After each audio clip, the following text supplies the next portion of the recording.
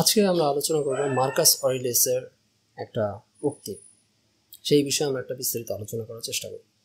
Marcus Aurelius আমাদেরকে বলেন, take a good hard look at people's ruling principle, specially of the wise, what they run away from and what they seek out.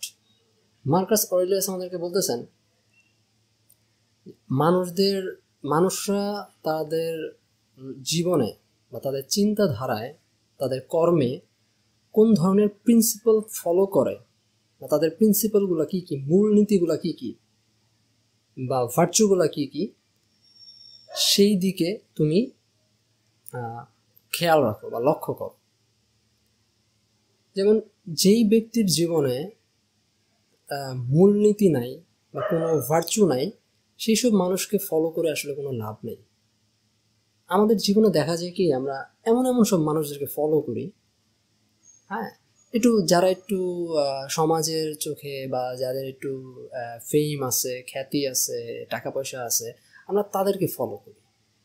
হ্যাঁ, মানে সচরাচর সাধারণ মানুষের ক্ষেত্রে যেটা হয় যে তারা তাদেরকেই ফলো করে, যাদের টাকা পয়সা আছে, ফেম আছে। এগুলো দেখে উপরে উপরে চাকচিক্য দেখে আমরা তাদেরকে ফলো করি বা তারা কি কি করে সেটাই আমরা অনুকরণ করার চেষ্টা করি। কিন্তু এই জায়গায় মার্কাস অরেলিয়াস বলতেছেন যে তুমি যখন কাউকে ফলো করবা, তখন তার ভার্চুগুলা কী, তার মূল নীতিগুলা কী কী, সে কী কী নীতি তার জীবনে অ্যাডপ্ট করে বা সেইটার চর্চা করে, ওইটা দেখে তুমি তার থেকে কিছু শেখার জন্য মানে শেখো বা তাকে ফলো করো বা তাকে অনুসরণ করো বা তার থেকে একটা শেখার জন্য তুমি তাকে একটা রোল মডেল হিসেবে তুমি বানাইতে পারো। কারণ আপনি যাকে ফলো করবেন বা যার কাছ থেকে আপনি শিখবেন, আপনি তার মতোই অ্যাকচুয়ালি পরবর্তীতে যে হয়ে উঠবেন। যেমন আপনি যদি আপনার জীবনে যদি 10, 20টা, 30টা, 40টা এরকম একটা রোল মডেল বা জ্ঞানী গুণীদের শিক্ষাগুলোকে যদি আপনি অনুসরণ করেন বা তাদের যে ভার্চুগুলো আছে সেগুলো থেকে আপনি যদি শেখার চেষ্টা করেন, তাহলে আজ থেকে 3-4 বছর পরে যে আপনার চিন্তা চেতনা বা চিন্তাধারা, জীবনধারায় একটা বিপুল পরিমাণ পরিবর্তন আসবে। এই জন্য আমাদেরকে ভালো ভালো বই পড়তে হয়, তাহলে আমাদের জীবনে একটা পরিবর্তন আসে। এবং এটা হুট করে পরিবর্তন হয় না, এটা অনেক দিনের চেষ্টায়, সাধনায় তারপরে পরিবর্তনটা আসে। এবং এই পরিবর্তনের ক্ষেত্রে আমাদের যারা সাহায্য করে তাদেরকে আমরা মেন্টর বলতে পারি।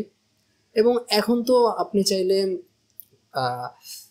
ইউটিউব, ফেসবুকের মাধ্যমে আপনারা খুঁজে খুঁজে বের করে দেখেন যে কারা এইসব জিনিসগুলা বা প্রিন্সিপাল বা তাদের লাইফের প্রিন্সিপালগুলা কী কী, তারা কোন ভ্যালুগুলা লাইফে খুব বড় মনে করে। তাদের ভ্যালু কি শুধু টাকা পয়সা, বা তাদের ভ্যালু কি নিছক চাকচিক্য এইটা, নাকি তাদের ভ্যালুর ভিতরে একটা গুণতান্ত্রিকতা আছে, তারা গুণের চর্চা করে।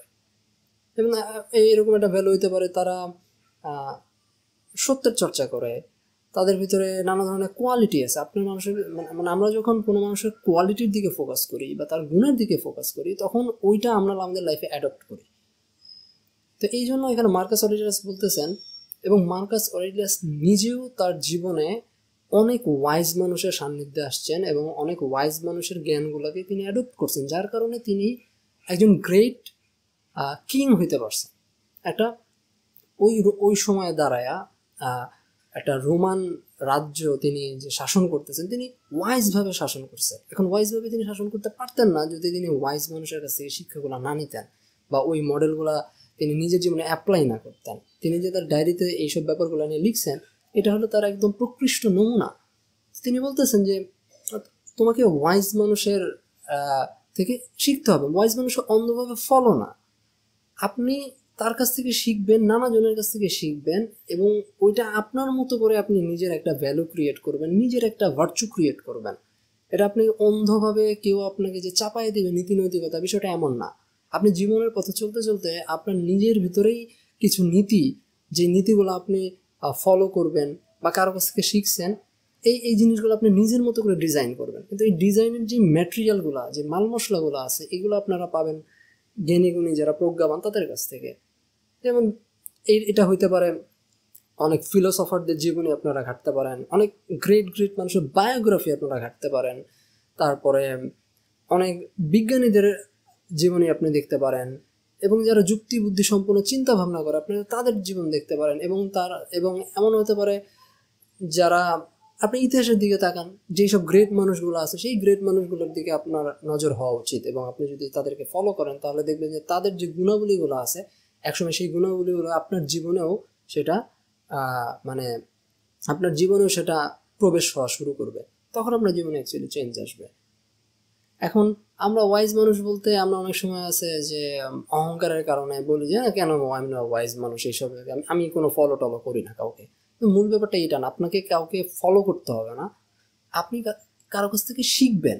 তো শিখতে তো আসলে আপনার কাউকে ফলো করার প্রয়োজন নাই, আপনি নানা জনের কাছ থেকে শিখে আপনি ওখান থেকে আপনি নিজেই পরবর্তীতে বেনিফিট হইতে পারবেন।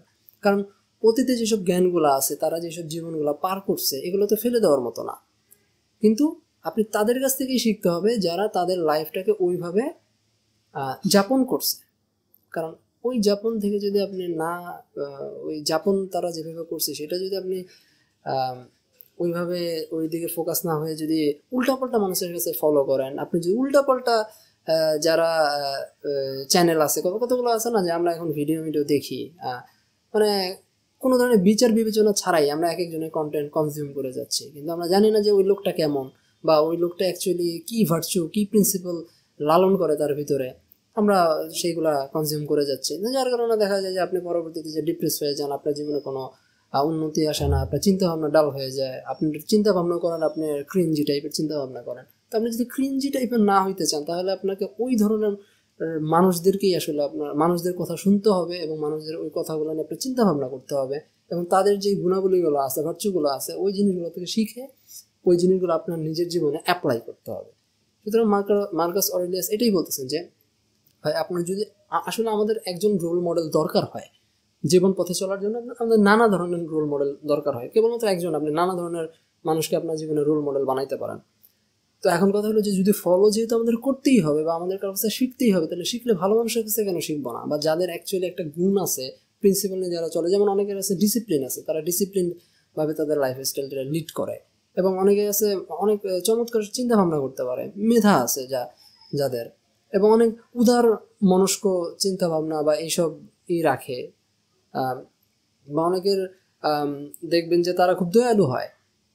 তারপর এরকম অজস্র গুণ কোয়ালিটি একজন ব্যক্তি সমস্ত কিছু না ধারণ করতে পারে, কিন্তু যার কাছে এরকম ধরনের গুণাবলীগুলো আছে এবং সে নিজের জীবনে প্র্যাকটিস করে, ওই ব্যাপারগুলা দিকে আপনার নজর হওয়া উচিত, এবং তার কাছ থেকে আপনি অ্যাকচুয়ালি শিখতে পারবেন যে সে এই ব্যাপারগুলো কীভাবে করতেছে, কীভাবে এগুলো অ্যাপ্লাই করতেছে। এগুলো জানলে এটা আপনার জীবনেও পরবর্তীতে কাজে দিবে।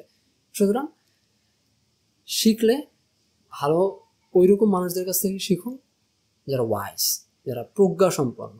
উল্টাপাল্টা মানুষের কাছ থেকে শিখলে আসলে আপনার জীবনে কোনো ভ্যালু আসবে না, পরবর্তীতে যে দেখবেন যে আপনি বৃথা কাজে আপনার সময় নষ্ট করছেন, এবং আপনার জীবনে রিগ্রেট আসবে, এবং আপনি একটা হতাশাজনক একটা পরিণতির দিকে আপনার জীবনটা সামনে আগায় যাবে।